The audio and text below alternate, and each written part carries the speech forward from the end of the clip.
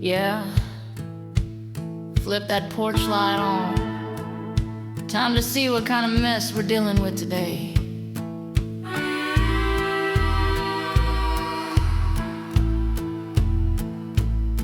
As I'm sitting in my rocking chair, calling out the bullshit, watching all these headlines, acting like a fool. All right, y'all, grab yourself a cold one because the porch light patriot is back and the chainsaw's revving louder than a coonhound at midnight. I'm Chicken Pimp, your chainsaw-wielding defender of the second, and today we're hacking through a barnyard of legislative foolishness. Ever wonder what happens when lawmakers try to outsmart the founding fathers with a pile of paperwork? Well, picture a barn cat chasing its own tail with a law degree. We're talking assault weapon bans, magazine limits, ghost guns, and so much bureaucratic hay you'd need a baler just to see daylight. If you like liberty, you're about to get a full toolbox of talking points and a couple technical terms too. We'll bust out the BS detector and slice through the mess with the precision of a chainsaw on a jelly donut. Ready to see how deep the nonsense goes? Let's roll. Now you might ask, Chicken Pimp, what's in it for me?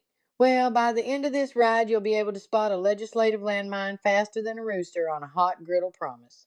Let's lay out the plan. We'll break down the biggest bills, unpack the industry tricks, and check how each one stacks up against the Constitution, all with a side of barnyard humor. Because honestly, if you can't laugh at this stuff, you'll just end up crying.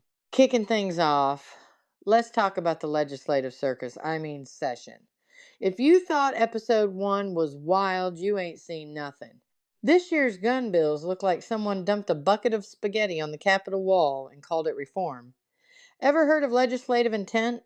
It's supposed to mean a law's got a purpose. But here it's like pinning the tail on the donkey, blindfolded on a trampoline. Now, you might be thinking, they can't be serious, right? Oh, but they are. We're talking bans, taxes, and restrictions flying at law-abiding folks faster than a swarm of June bugs at dusk. Policy coherence? Nope. It's a policy salad bar pick and toss whatever looks spicy. And we haven't even started on the main course yet. First up, the granddaddy of them all, the assault weapons and magazine ban. Lawmakers claim it's the answer to crime, but it's more like telling firemen to fight a blaze with a squirt gun. Ever heard the term selective enforcement? That's when the law targets one group but ignores the real troublemakers. That's what's happening here. Here's a technical term: capacity restriction. They're talking 10 rounds, folks. 10. I've seen raccoons in my trash that require more than 10 rounds of emotional support. Meanwhile, criminals are out here like, oh no, a law. Guess I'll stop. Sure, Karen, this ban is less about safety and more about virtue signaling, and your rights are caught in the middle. Next on the chopping block, industry liability laws. Imagine blaming the hammer company when someone smashes their thumb. That's what's happening with gun makers. The legal term here is product liability. Usually it means holding companies responsible for defects, not for how a product is used. But now, lawmakers want to sue Smith & Wesson if a criminal acts up. That's like blaming Ford, Bud Light, and the mailbox company when somebody drives drunk into your fence. Now you might ask, does this even make sense? Absolutely not. It's pure, unfiltered barnyard clownery. If this logic held, there wouldn't be a company left standing from sawdust to Silicon Valley. Let's get spooky ghost guns. Lawmakers saw a YouTube video and decided every homemade firearm is a threat. The technical term here is serialization. That's the little number stamped on a gun for tracking. But banning unserialized guns misses the point. Any firearm can be dangerous, serial number or not, if you don't know what you're doing.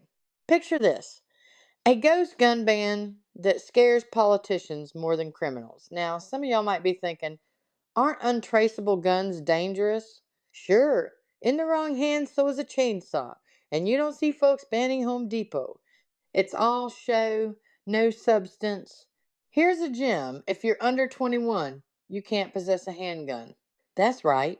The same 18-year-olds who can vote, pay taxes, fight wars, and go to prison as adults suddenly can't buy a handgun. Ever heard of legal adulthood? Apparently, it's like a barn door, open for everything else except your rights. Now you might tell me, but Chicken Pimp, isn't it about maturity? If you're old enough to take a bullet for your country, you're old enough to own a firearm. This law makes about as much sense as a screen door on a submarine. On to mandatory safe storage. I'm all for keeping kids safe, but this bill reads like Big Brother wants to come over and tuck your Glock in at night. The technical term safe storage ordinance means rules about how you keep your guns, but here it's more like government micromanagement. Imagine Uncle Sam at your bedside. Is it locked? Cozy? Need a nightlight? Sir, step off my porch. Now you might worry, aren't these laws about safety?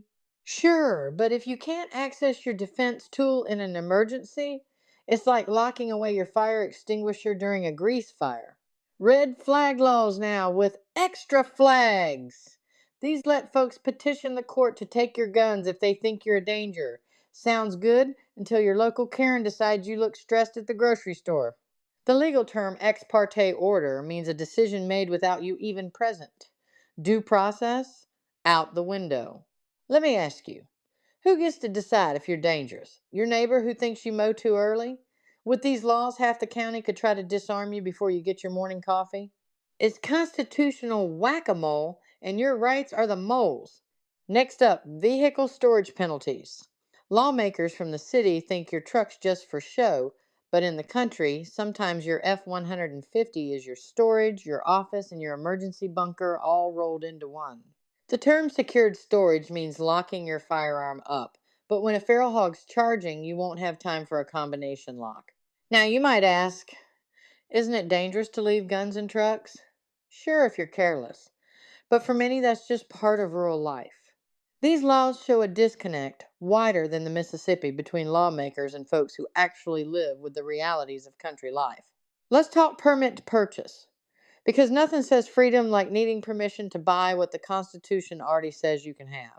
This is called a prior restraint, a legal term for a government roadblock before you exercise a right. Imagine needing a license to buy a Bible or a permit to post online. Now, you might be laughing, that'll never happen. But permits for guns set a precedent. Next thing you know, you're waiting in a DMV line to buy a frying pan. Actually, given some of y'all's kitchens, maybe that's the one license we ought to consider. You thought taxes were just for cigarettes and soda? Think again. There's an 11% tax slapped on guns and ammo now. Ever heard of sin taxes? That's a tax to discourage stuff like booze or smokes. Now, apparently, defending yourself is a sin, too. This ain't a tax, it's a stick up with a legislative badge. Now, someone might ask me, doesn't the money go to public safety? Maybe. But the founders didn't fight for your rights just to have them rationed by the highest bidder at tax time. This is highway robbery in a suit and tie, straight up. Public and campus carry bans are next. Nothing says safety like making sure the only folks armed in public are the ones who don't care about laws to begin with. This is classic security theater, a technical term for policies that look good but don't actually work. Now, some might say, isn't banning carry on campus safer for students? If only criminals followed signs, y'all. But the only thing these bans guarantee is a no fun zone where you're less safe, not more. All right, y'all. Time to fire up the BS detector and run Spamberger's gun control agenda through the ringer.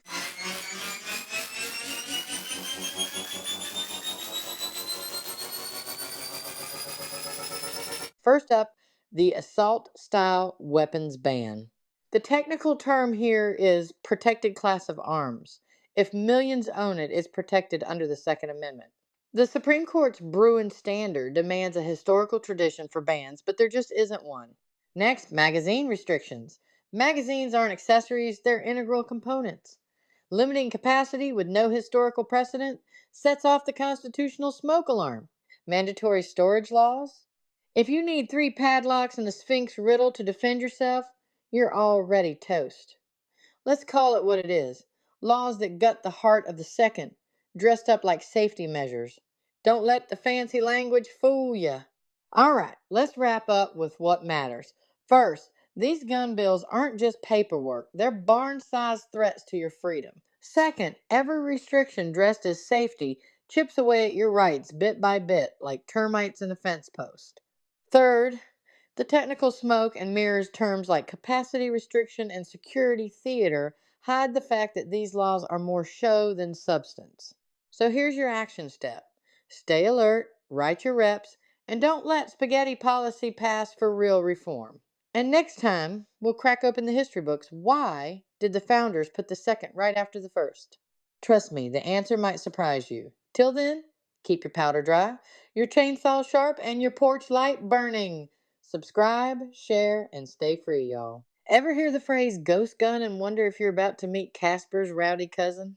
Welcome to the world of homemade firearms, where a drill press and YouTube might be all you need for a weekend project. This episode, I'm busting open the buzz about cracking down on unserialized guns those invisible firearms folks say are flooding the streets. But here's the twist: homemade guns aren't new. They're as old as George Washington's dental woes. So why the sudden crisis? Is this really about public safety, or is it another round of political charades?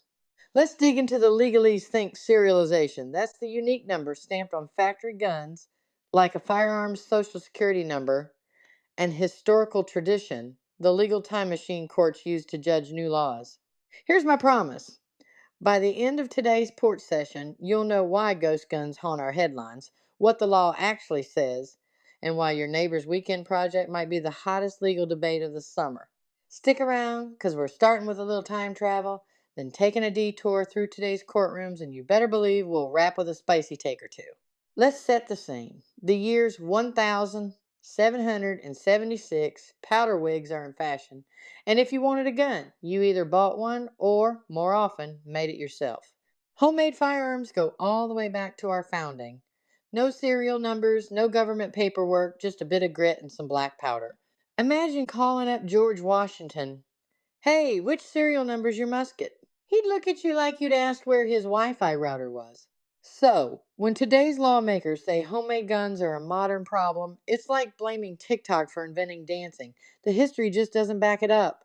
Technical term alert: receivers, that's the central part of any gun, were often crafted in barns and backyards for centuries. The only thing ghostly about them was maybe the creaking floorboards. Now, you might be thinking, but isn't technology different now? We'll get to that. Let's just say the founding fathers were the original DIYers. Serialization, let's break that down, is the unique number stamped on a gun, like a license plate for your Glock. Mandatory in new factory guns since the 1968 Gun Control Act, it helps track a gun's history. But here's the pickle: there was no serialization in the founding era. Not a one. Critics point out that requiring it now is like asking Paul Revere to show his driver's license before mounting his horse. Supporters argue serialization helps police solve crimes and trace illegal sales. Detractors say it's an administrative fix that doesn't touch the root of gun violence. Think of ballistics matching a bullet to a gun, kind of like matching fingerprints to a suspect. Serialization's supposed to help, but when it comes to homemade guns, the government's left playing hide and seek. So, does stamping numbers on metal really prevent crime, or is it more paperwork for the law abiding? Let's keep pulling that thread. Here's where things get spicy: the Supreme Court's Bruin decision. It set a crystal clear rule: modern gun laws have to line up with the nation's historical tradition. In plain English, if you couldn't ban or regulate something back in George Washington's day, you probably can't now. That's called the historical analog test. Say it with me: if it wasn't banned then, it can't be banned now. Critics of ghost gun crackdowns argue, look, privately made firearms were legal and common at the founding. That's tradition with a capital T. Now you might be asking, doesn't technology change the equation? Sure, but the court's message was history trumps novelty. So, if you hear a lawmaker cite public safety without a single 18th century parallel, you know the constitutional math isn't adding up. Let's stir the pot. Are we talking about rights or just paperwork? Serialization is what lawyers call an administrative requirement. It's not about the core right to own a gun, but about tracking and record keeping. Critics say you can't use paperwork to chip away at a constitutional right. It's like saying you can ride a horse, but only if you register it every year with King George. On the flip side, supporters argue that administration is the backbone of modern law enforcement. Imagine a world without vehicle registrations, chaos in the parking lot and on the streets. Here's the tension. When does an administrative step become a hidden ban? The term regulatory creep comes to mind slow, steady, and quietly erasing rights over time. So, are Americans just bristling at paperwork, or is there a deeper defense of liberty at stake? You decide. Let's go back to the basics. What's the Second Amendment actually protect? It doesn't mention serial numbers, registration, or even the word firearm. The key phrase is the right to keep and bear arms. Critics of new regulations argue this covers the right to make your own firearm, just as folks did in the 1700s.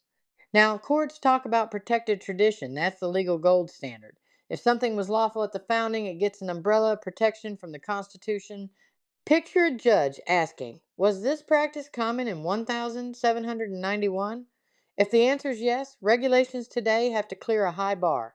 So next time someone says, but it's different now, remember, the Supreme Court's playing by founding era rules, not modern fears. Let's switch gears. Public carry of firearms. This isn't just about what you have at home, it's about what you take with you to the grocery store, the park, or the gas station. New laws want to expand limits on carrying guns in public, think more no carry zones, more hoops to jump through. But there's a catch. The Supreme Court already said you have a right to carry. It's like telling someone they can walk their dog, but not on any street with a stop sign. Suddenly, the exception swallows the rule. Terms to know: sensitive places, locations where carry can be restricted, and public square, anywhere daily life happens. So, is this about safety or another round of constitutional bingo? Let's roll the dice. Here's where lawmakers get creative, labeling more and more places as sensitive, meaning no guns allowed. Schools and courthouses? Sure. But now, some want to add parks, transit, even churches. Critics say this is like drawing a map of everywhere people actually go, then declaring those off limits. It's a bit like playing Minesweeper, but every square is a mine. The Supreme Court said sensitive places must have a historical precedent, think 18th century bans on guns in polling places or government buildings, not the local Starbucks. The legal term here is historical analog. Does this new rule match an old one? If not, courts might just say, nice try, sweetheart. So, where do we draw the line? Or have we already crossed it with a Sharpie? Let's talk about the Bruin decision, the court ruling that flipped the script on gun regulations. It's the legal equivalent of a referee blowing the whistle and handing out new playbooks. Bruin says if you want to restrict firearms, you need a reason rooted in history. You can't just say, well, today feels different. This standard is called text, history, and tradition. That's legal shorthand for read the Constitution like it's still got parchment stains. If lawmakers can't show a tradition of similar restrictions from 1791, their laws are on thin ice. It's not enough to mean well. The past has to back you up. Now, you might be wondering, does this freeze all gun regulation? Not quite, but it puts lawmakers on a tightrope balance or risk a legal nosedive. Critics are quick to say that expanding sensitive places is just an end run around Bruin, a way to sidestep the ruling without outright defiance. It's like losing a game of chess, then flipping the board and claiming you were playing checkers all along. The term legal workaround comes up a backdoor move that isn't a direct ban, but squeezes the right until it barely fits through the letter of the law. Supporters of restrictions say it's about adapting to current threats. Think of risk mitigation as their buzzword, kind of like bubble wrap for society. So, is this clever chess or just constitutional dodgeball? I'll let you ponder while I sip my sweet tea. Here's another wrinkle. Who gets to decide, states or Uncle Sam? The Second Amendment sets a national baseline, but states are the ones drawing up the details. States can't undercut federal rights, but they can enforce their own flavor. Think of it like barbecue. Texas brisket isn't Carolina pulled pork, but they both claim to be the real deal. Federal courts step in when states go too far. If a new law smells more like tofu than smoked meat, it might not pass the taste test. The preemption doctrine is the legal term for this federal law trumps state law when there's a conflict. So, next time you hear about a state law pushing boundaries, ask whether it's adding seasoning or just drowning the main course in sauce. Now for the classic face-off.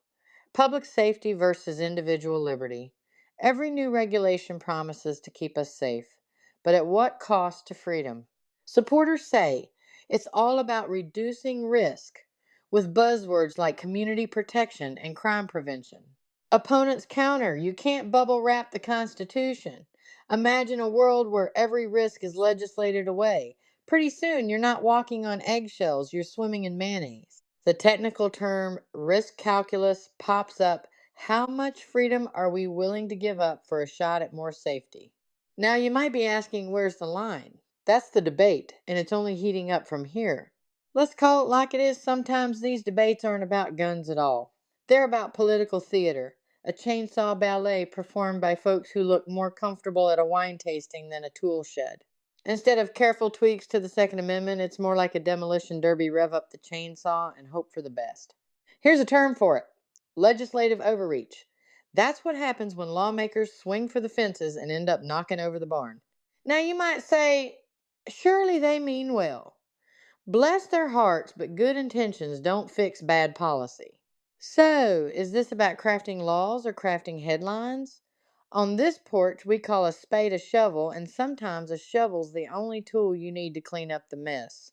Ready for a dose of porch-light truth? Here are 3 takeaways. First, homemade guns are nothing new.